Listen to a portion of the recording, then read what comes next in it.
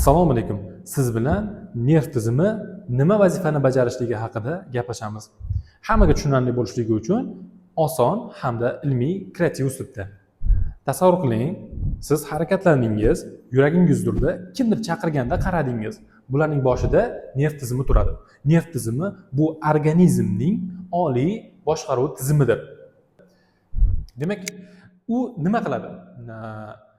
U tashqi hamda ichki taassurotlarni sezadi, analiz qiladi hamda javob beradi. Nerv tizimi ikkita asosiy qismdan iborat bo'ladi. Birinchisi bu markaziy bosh va orqa miya, ikkinchisi esa periferik asab tolalaridir. Uchta asosiy funksiyani bajaradi. Birinchisi sensor, bu har qanday taassurotni sezish, ikkinchisi integratsion, bu barcha axborotlarni tahlil qiladi.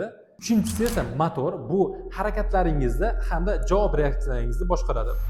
Qo'llarimiz issiq jismga tegmasdanoq orqaga qaytadi. Bu refleks.